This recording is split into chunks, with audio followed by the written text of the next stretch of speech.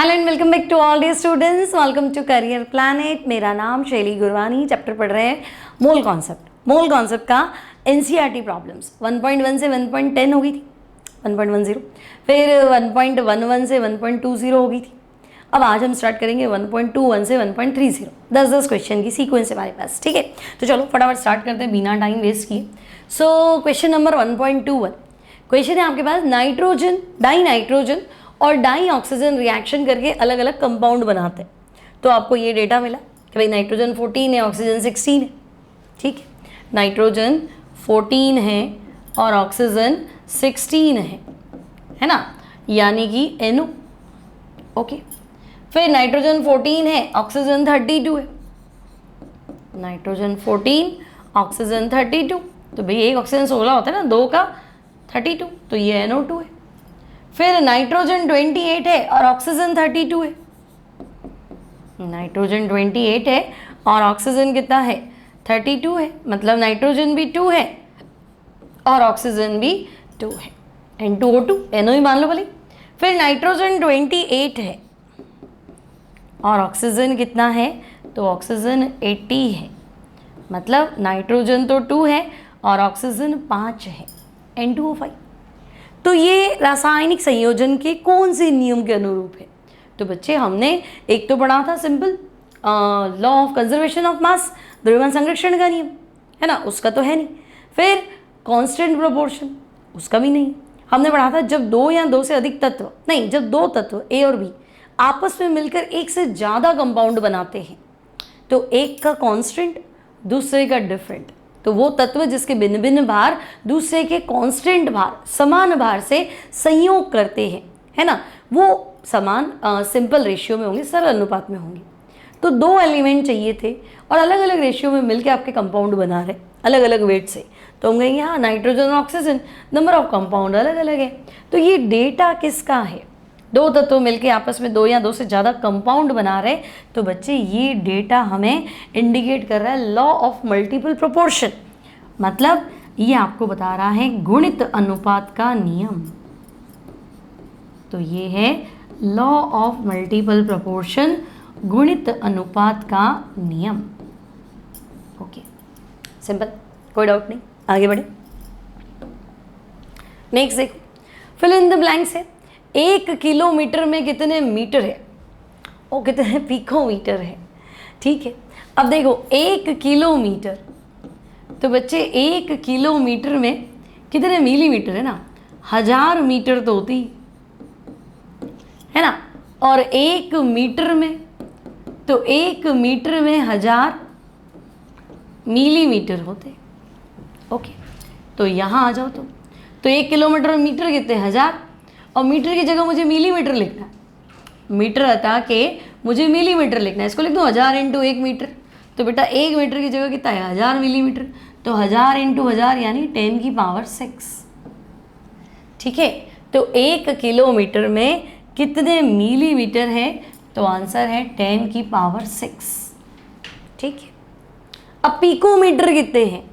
तो देखो ऐसे ही पढ़ लो इसको। 1 पिकोमीटर जो होता है ना, वो 10⁻12 मीटर होता है। 1 पिकोमीटर 10⁻12 मीटर, तो 1 मीटर में पिकोमीटर कितने होंगे? तो यहाँ 1 करना है ना, तो इसको 10⁻12 से भाग लगाऊं तो इधर भी 10⁻12 से भाग लगेगा, ठीक है।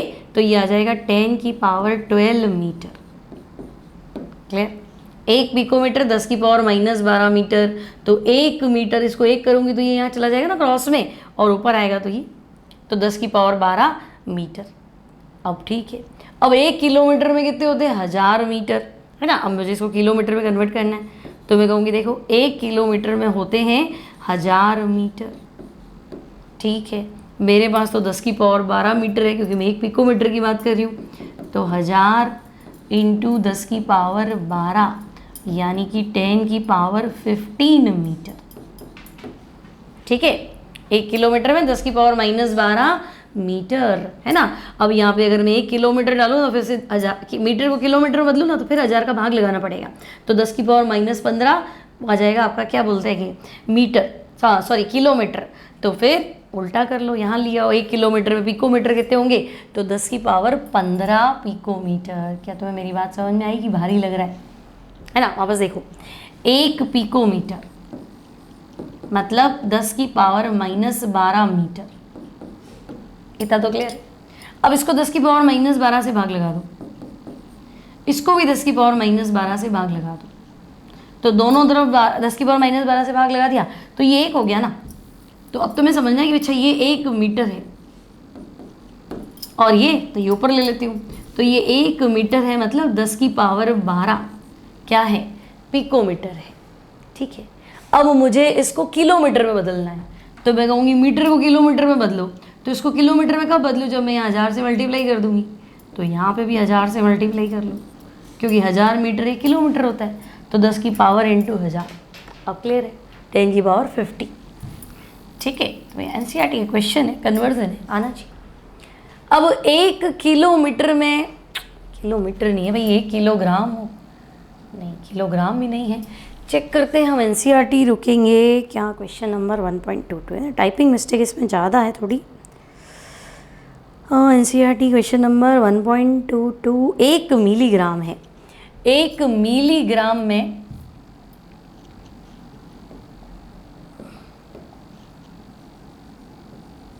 एक मिलीग्राम है। ठीक है, तो अब देखो 1 मिलीग्राम में कितने किलोग्राम होंगे, तो 1 मिलीग्राम में 10 की पावर -3 ग्राम होते हैं। मिलीग्राम है ना, 10 की पावर -3 ग्राम, और ग्राम को किलोग्राम में बदलना है, फिर से 1000 का भाग लगा दो, तो 10 की पावर -3 अपॉन 1000 किलोग्राम है ना। ग्राम को किलोग्राम में बदलना है, बड़ी यूनिट बदलोगे तो भाग लगाओगे ना, तो 10 की पावर -6 हो जाएगा किलोग्राम, तो ये हो जाएगा 10 की पावर -6।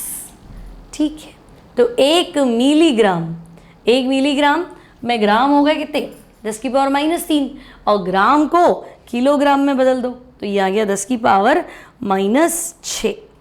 ठीक है, अब वो क्या दिया आपको, NG दिया है ना, NG यानी कि नैनोग्राम। अब दिमाग लगाओ, नैनो का ही शब्द पढ़ा तुमने, नैनो क्या होता है ना, 1 मिलीग्राम बराबर 10 की पावर -6 किलोग्राम। ठीक है, ओके, चलो है ना। नेक्स्ट क्या है, 1 मिलीलीटर में लीटर कितने हैं और 1 लीटर में डेसीमीटर कितने हैं। अब देखो 1 लीटर और 1 डेसीमीटर क्यूब तो बराबर होता है, 1 लीटर 1 डेसीमीटर क्यूब के बराबर होता है, तो हम कहेंगे ठीक है 1 लीटर 1 डेसीमीटर क्यूब के बराबर है। अब 1 मिलीलीटर लीटर कितना है, तो देखो भाई 1 लीटर 1000 मिलीलीटर, तो सबको ही पता है 1 लीटर 1000 मिलीलीटर। अब यहाँ 1 करना है तो यहाँ 1000 से भाग लगा दो, तो ये 1 मिलीलीटर बन गया, तो यहाँ पे भी 1000 से भाग लगा दो, मतलब 1/1000 लीटर, यानी 10 की पावर -3 लीटर। और 1 लीटर 1 डेसीमीटर क्यूब, तो 10 की पावर -3 लीटर, और यहाँ क्या हो जाएगा, डेसीमीटर क्यूब तो बराबर है ना, तो 10 की पावर -3 डेसीमीटर क्यूब।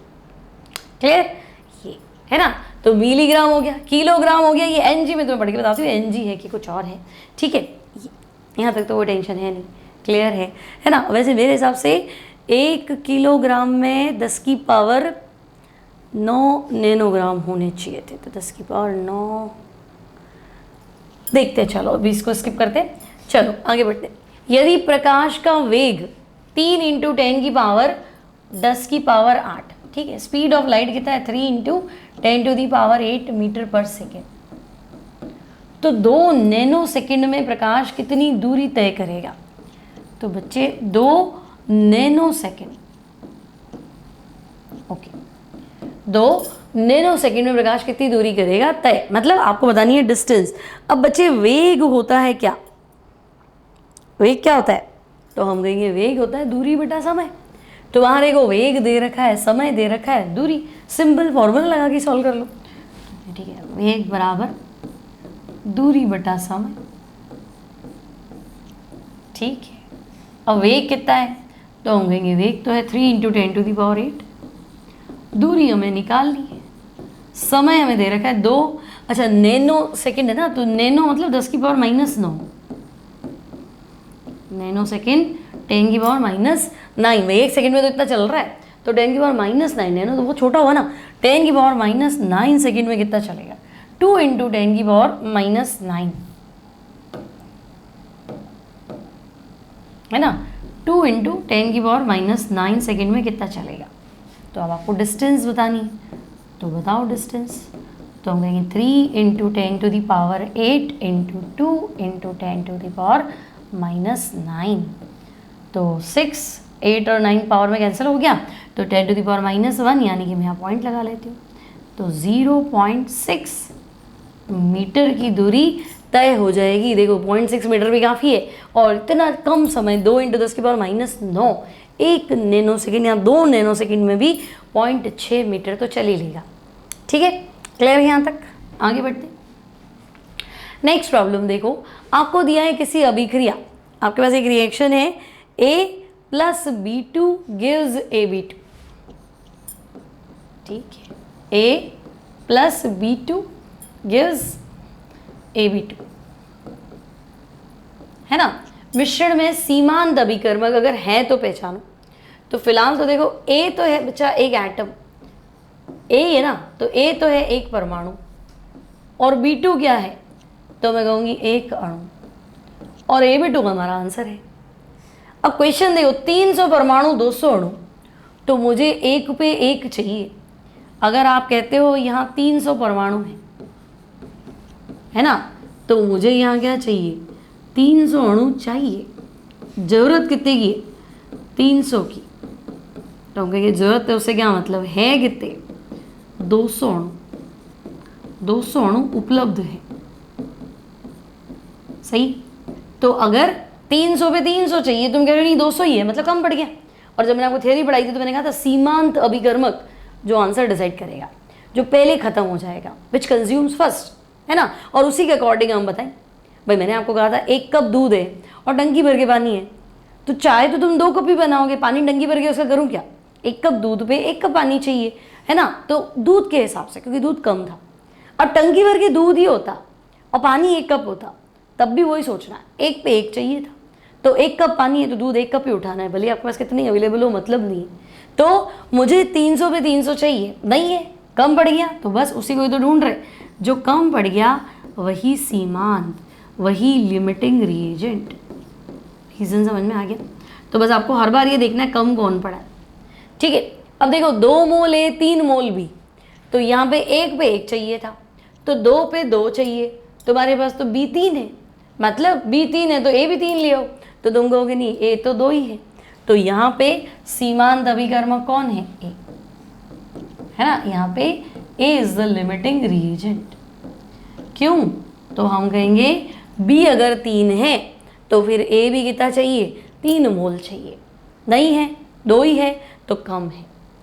फिर A के 100 परमाणु B के 100, तो हम कहेंगे A + B2, आंसर क्या है AB2, है ना। अगर ये 1 परमाणु है तो B2 का हमें 1 अणु चाहिए, आपको कह रहा है ये 100 परमाणु है, थर्ड पार्ट कर रहे हैं हम इसका, है ना, आपको कहा गया ये 100 परमाणु है, तो हम कहेंगे इसके 100 अणु दे दीजिए, 1 पे 1, 100 पे कितना 100, तो 100 पे 100 है ना, तो फिर कम कौन पड़ेगा, तो कोई कम नहीं पड़ेगा, तो आप लिख दो नो लिमिटिंग रिएजेंट, कोई सीमांत अभिकर्मक नहीं, नो लिमिटिंग रिएजेंट, है ही नहीं सीमांत अभिकर्मक। चलो टेंशन खत्म। अब A के 5 मोल B के 2.5 मोल, तो वापस वही बात है A + B2, आंसर आपका AB2, है ना बच्चे। अब अगर ये 5 है तो ये 5 चाहिए, 5 मोल आवश्यक है, कितने अवेलेबल कितने हैं, तो हम कहेंगे 2.5 मोल, तो कम पड़ गया, तो ये आपका लिमिटिंग रिएजेंट B2। उल्टा A के 2.5 मोल B के 5 मोल, तो अब इस पे 2.5 पे 2.5 चाहिए था, आपके पास 5 है, तो वहाँ 5 पे ये 5 चाहिए तो नहीं है, तो ये कम पड़ रहा है ना A, तो यहाँ पे A लिमिटिंग रिएजेंट, यहाँ पे B लिमिटिंग रिएजेंट, जो कम पड़ जाए वही सीमांत अभिकर्मक है। सिंपल है, आगे बढ़ जाए। Next, die nitrogen di hydrogen रासायनिक समीकरण के अनुसार अमोनिया बनाते हैं। ठीक है, तो भाई हमारे पास अभिक्रिया तो ये होती है N2, बैलेंस करके दे रखी है, N2 + 3H2 gives twice NH3। अब देखो 2 × 10⁻³ मतलब 2000 ग्राम नाइट्रोजन है, तो मैं यहीं पे मोल निकाल देती हूँ। नाइट्रोजन के मोल गिवन मास 2000 और मोलर मास 28। हाइड्रोजन के मोल कितने, गिवन मास कितना, तो हम कहेंगे 1000 ग्राम। हाइड्रोजन के मोल, हाइड्रोजन का भार कितना है, तो भाई 1 × 10⁻³ मतलब 1000, और अणु भार कितना है, तो 2, तो ये तो 500 आया, इसको भी हम निकाल देते हैं। तो अमोनिया कितना चाहिए, अब स्टोइकियोमेट्री चेक कर लो, तो ये कह रहा है कि देखो अगर ये 1 मोल है तो हाइड्रोजन 3 मोल चाहिए। क्लियर, तो पहले तो 2000/28, एक सेकेंड, 2000/28 को सॉल्व कर लेते हैं हम लोग। तो देखो 2000 / 28, ये आपके पास 7142 है ना, 2000 ग्राम ही है ना अपने पास, 2000 / 28, ठीक है, 71.42, 71.42। अब ऐसे ही दिमाग लगा लो कि अगर ये 1 है तो ये 3 गुना चाहिए। तो बच्चे अगर नाइट्रोजन 71 है तो हाइड्रोजन 3 गुना चाहिए, तो 70 का 3 गुना तो 210 के आसपास ही आ जाएगा, है ना। ज़्यादा से ज़्यादा ये 213 के आसपास, 215 मान लो, तो तुम्हारे पास तो 500 अवेलेबल है ना, तो हाइड्रोजन बहुत ज़्यादा है ना। तो हम क्या कहेंगे कि चूंकि 1 मोल नाइट्रोजन, 1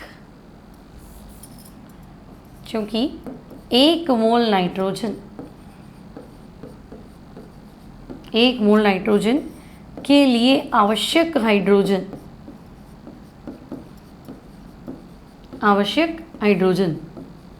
कितनी है, तो 1 मोल पे 3 मोल है, तो मैं कहूँगी भाई 1 मोल नाइट्रोजन है ना, तो हाइड्रोजन तो मुझे 3 मोल चाहिए।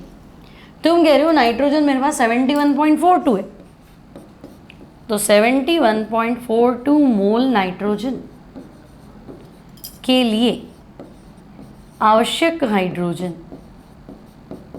3 गुना चाहिए हमें, 1 पे 3 है ना, तो 71 पॉइंट कितना था, 42, मुझे इसका 3 गुना चाहिए, तो इसका 3 गुना कर दो, 3 × 6 और 4 × 3 = 12, 2 3 और 4 और 214, ठीक है, इतनी चाहिए, है ना। तो मुझे तो 214 चाहिए, तुम कह रहे हो 500 अवेलेबल है, तो 500 का करूँगी क्या। तो पहला क्या पूछा, क्या दोनों में से कोई शेष बचेगा, तो बिल्कुल बचेगा भाई, हाइड्रोजन बचेगा, ठीक है। अब इसके लिए हमें एक पेपर और चाहिए। देखो आपकी ये रिएक्शन थी नाइट्रोजन प्लस हाइड्रोजन, आंसर है ट्वाइस ऑफ NH3। अब हमारे पास अगर ये 1 मोल है तो ये चाहिए 3 मोल। आप कह रहे हो कि ये हमारे पास 71.42 मोल है, तो ये हमें 3 गुना ज़्यादा चाहिए। 71.42 मल्टीप्लाई विद 3 कितना था, 214.26, ठीक है, 214.26, है ना। ये काम आएगी, है कितनी, तो है तो 500 मोल, 1000 ग्राम हाइड्रोजन लेके बैठे हो, मोल कितने, 500, तो मैं कहूँगी कि भाई शेष हाइड्रोजन, है ना, शेष हाइड्रोजन जो अभिक्रिया में काम नहीं आएगी, ठीक है, शेष हाइड्रोजन मतलब अभिक्रिया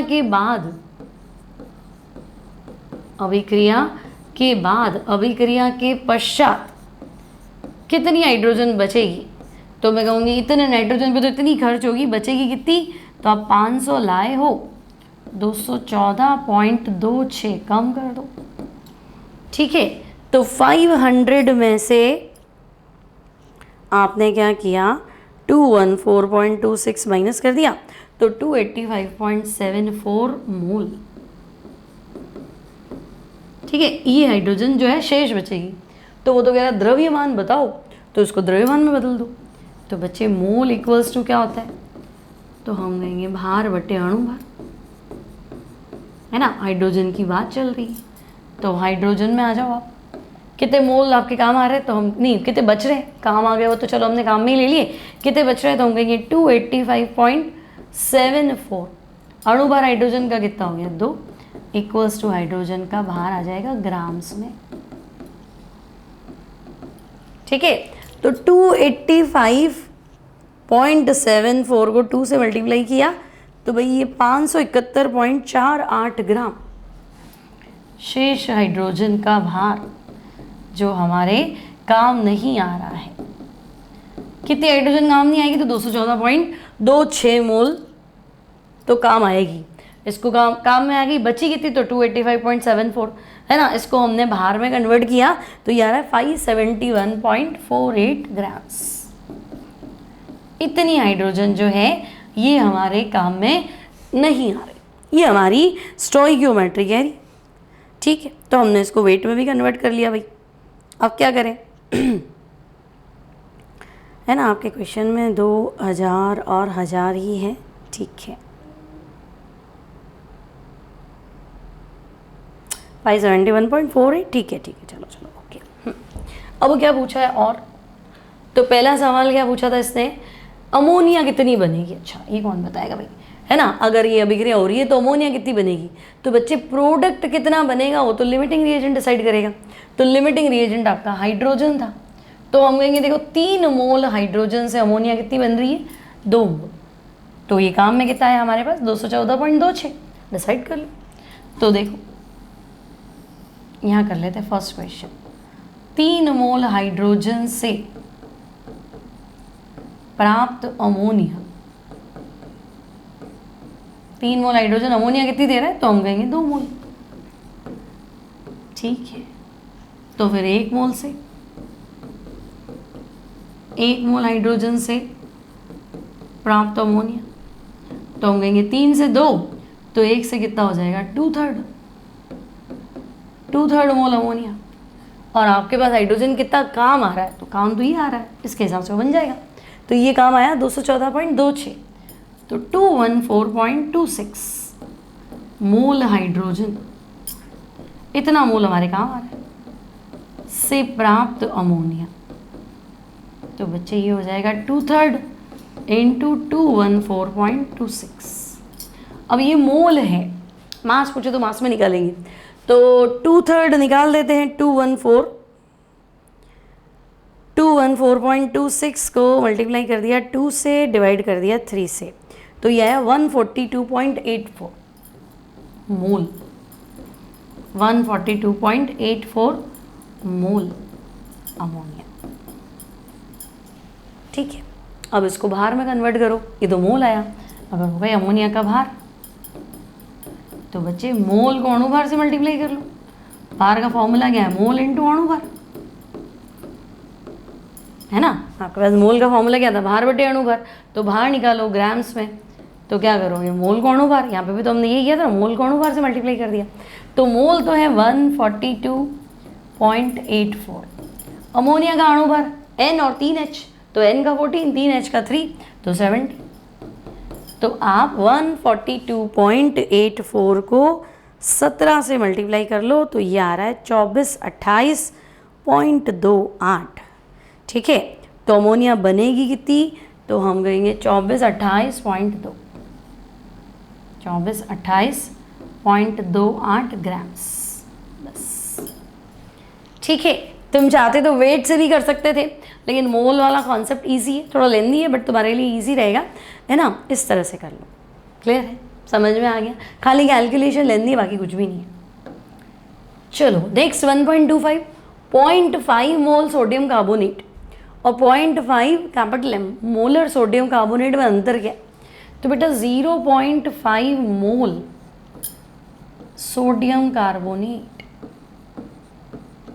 ठीक है, पहले मैं सोडियम कार्बोनेट का अणु भार निकाल दूँ, Ne2CO3 का अणु भार, तो निकालो अणु भार। तो देखो Na का 23 मल्टीप्लाई विथ 2, कार्बन का 12, ऑक्सीजन का 16 इंटू 3, तो 48, 50, 60 और 46, ये आ गया 106 ग्राम, है ना। तो देखो वापस अगर मैं फॉर्मूला लगा के बताऊँ, मोल इक्वल्स टू भार बटे अणुभार। अणुभार है ना ये, ग्राम प्रति मोल, सॉरी 1 मोल का आएगा ग्राम में, ग्राम पर मोल, 1 मोल का इतना। तो मोल बराबर भार बटा अणुभार, है ना। अब तुम कह रहे हो मेरे पास तो 1 मोल नहीं है, मेरे पास तो 0.5 मोल है, तो 0.5 है ना। भार मुझे बताओ, अणुभार 106 है, तो भार आधा हो जाएगा क्या, 106 इंटू 0.5, तो कितना आया, तो मैं कहूँगी 53 ग्राम। ठीक है, तो अगर कोई पूछे कि 0.5 मोल सोडियम कार्बोनेट, तो तुम कहोगे 53 ग्राम सोडियम कार्बोनेट। तो आपको लिखना है 0.5 mole sodium carbonate refers to, 0.5 mole sodium carbonate से तात्पर्य, क्या तात्पर्य है, तो हम कहेंगे अगर कोई कह रहा है हमें कि भाई 0.5 मोल सोडियम कार्बोनेट ले आओ, इसका मतलब वो कह रहा है 53 ग्राम सोडियम कार्बोनेट ले आओ। तो 0.5 मोल से तात्पर्य है 53 ग्राम सोडियम कार्बोनेट।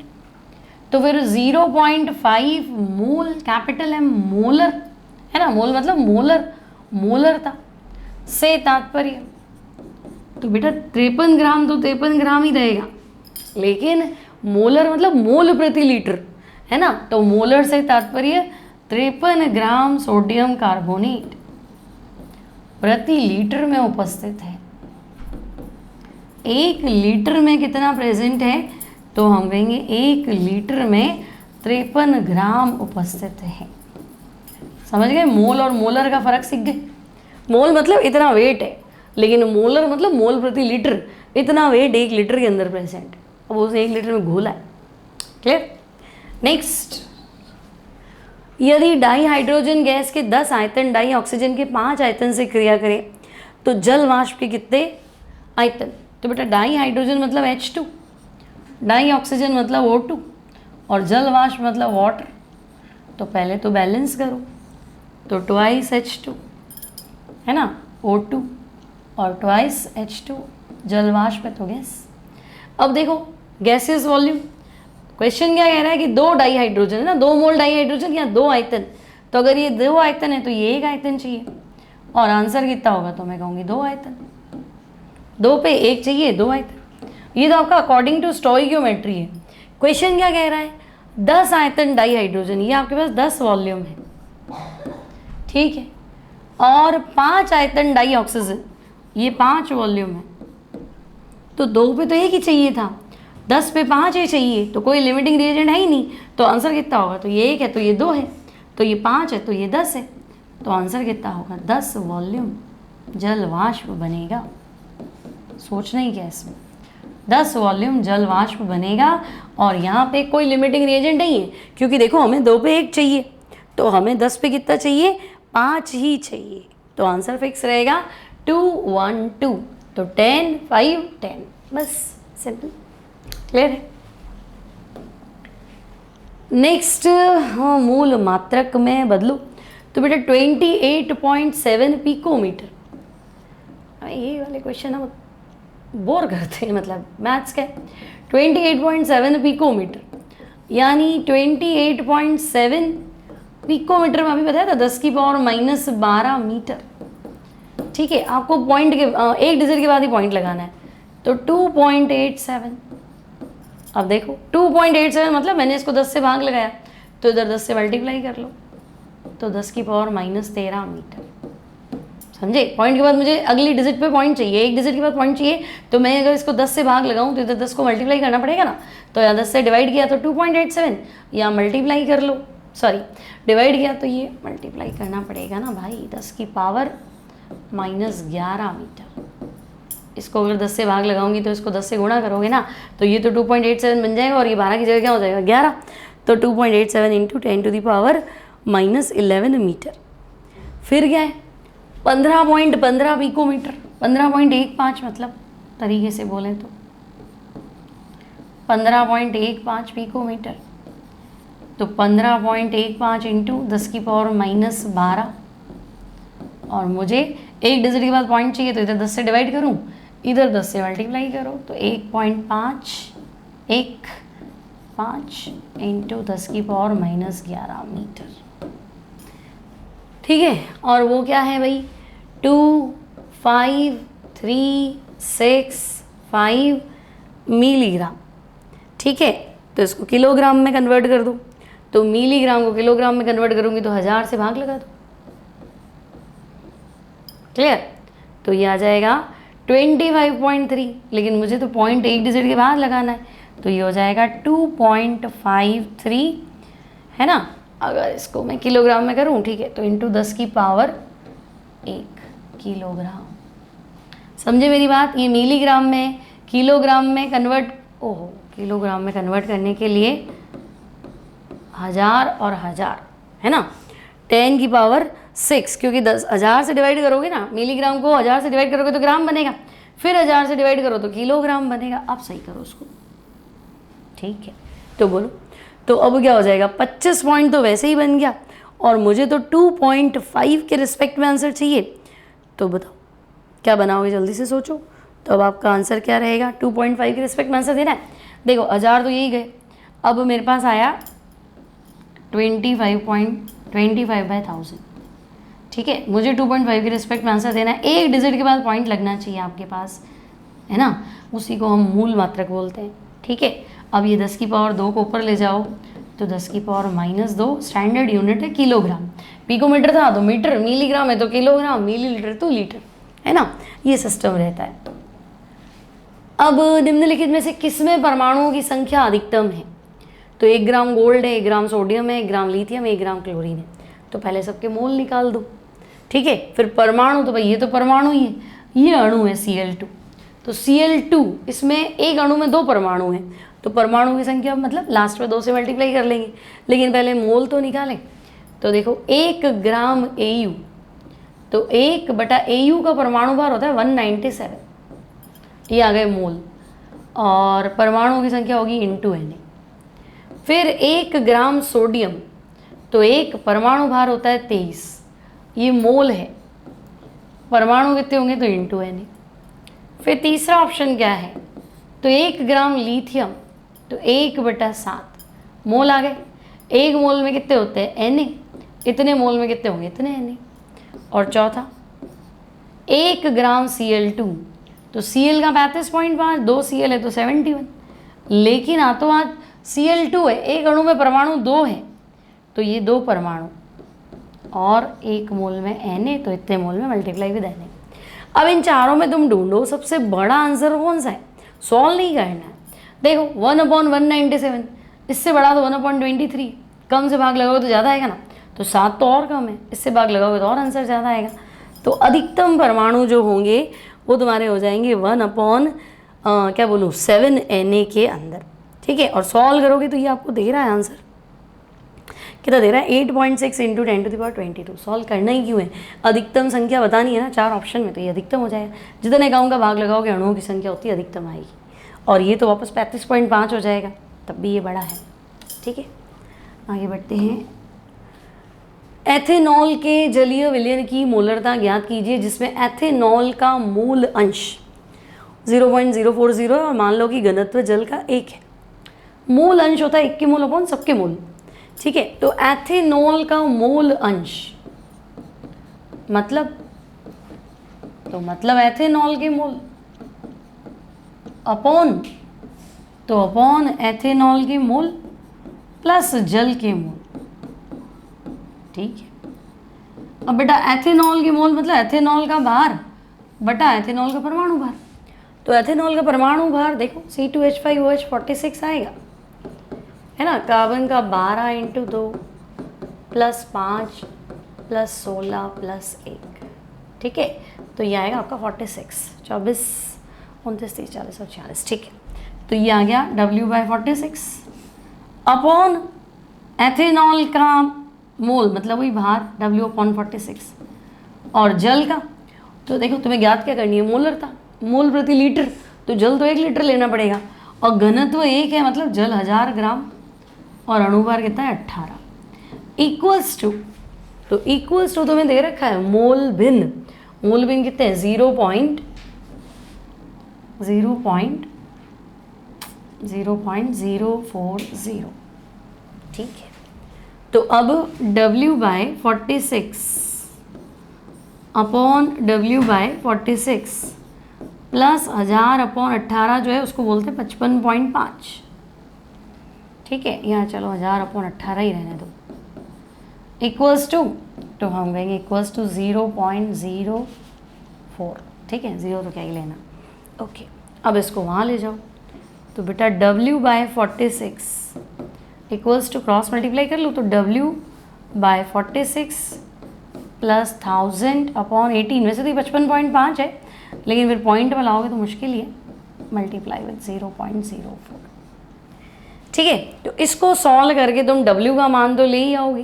पहले LCM ले लो, 46 × 18 है ना, फिर ये क्या हो जाएगा 18W प्लस 46,000। फाइनल आंसर आपका मल्टीप्लाई विद 0.04। ठीक है, एक स्टेप और बढ़ा देते हैं, W/46 सॉल्व तो बच्चों आपको करना पड़ेगा। ठीक है, क्या करूँ LCM में क्या ले लूँ, 1000 इंटू नहीं 46 × 18 ले लेती हूँ, 46 × 18। ठीक है, तो ये हो जाएगा 18W और वो 46,000, 18W प्लस 46,000 और इसको मल्टीप्लाई कर लो 0.04 से। ठीक है, इसको मल्टीप्लाई कर लिया 0.04 से, और नहीं भी मल्टीप्लाई करना है तो 0.04 यहाँ ले आओ। ठीक है, मत मल्टीप्लाई करो, 0.04 यहाँ ले आओ, फिर तुम क्या करो, यहाँ से तुम W का मान निकालो, है ना। अब सॉल्व तुम्हें करना पड़ेगा बच्चों, मैं तुम्हें फाइनल आंसर दे देती हूँ। अगर तुम इसको सॉल्व करोगे तो W तुम्हारा आना चाहिए, कितना आएगा एक बार हम कैलकुलेट कर लेते हैं। W आपका आएगा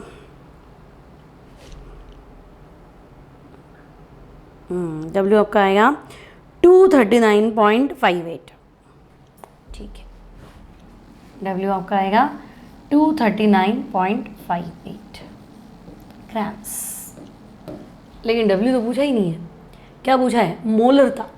तो विलियन तो हमने 1 लीटर लिया ही है, क्योंकि हमने 1000 लिखा है पानी का वेट, तो भाई ये बाहर आ गया।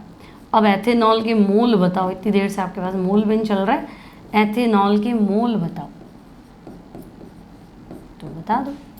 तो एथेनॉल के मोल, एथेनॉल का बाहर तो आ ही गया 239.58 और अणुभार कितना होता है 46।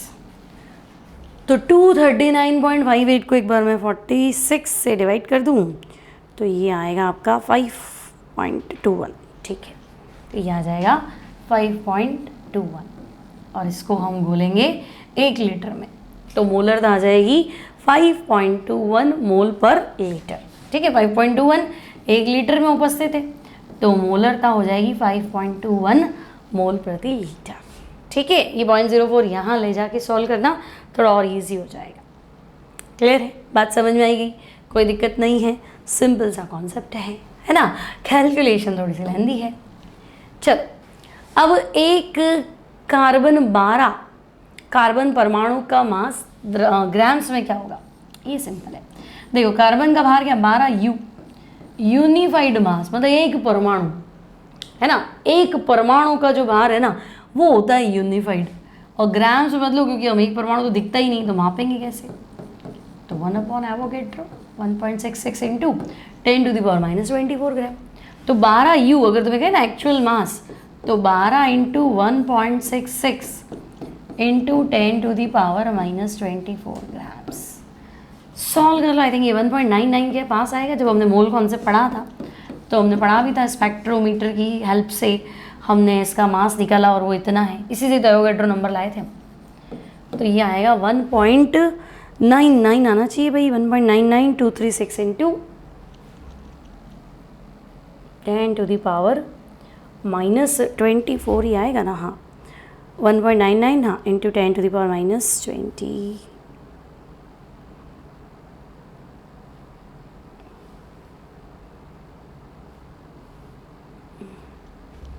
12 हो जाएगा ना। हाँ, 10⁻⁻23 हो जाएगा, क्योंकि 12 से इसको मल्टीप्लाई करूँगी तो ये 19 के पास पहुँचेगा ना। मैंने 1.9 लिखा है ना, तो 10⁻³ हो जाएगा, 23 हो जाएगा।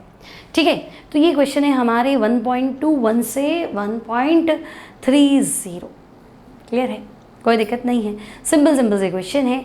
अब मिलते हैं नेक्स्ट टाइम, जहाँ हमारे पास बचे 31 से आई थिंक 37। ठीक है, तो नेक्स्ट टाइम हम इसको खत्म कर लेंगे 31 से 37, तो मूल कॉन्सेप्ट में आपका NCERT कंप्लीट हो जाएगा। बुक के अंदर वाले जो क्वेश्चन है, जो हमने आप थ्योरी पढ़ी थी, नोट्स पढ़े थे, उसके अंदर इंक्लूड थे, है ना। तो मिलती हूँ next time, till then take care and bye bye.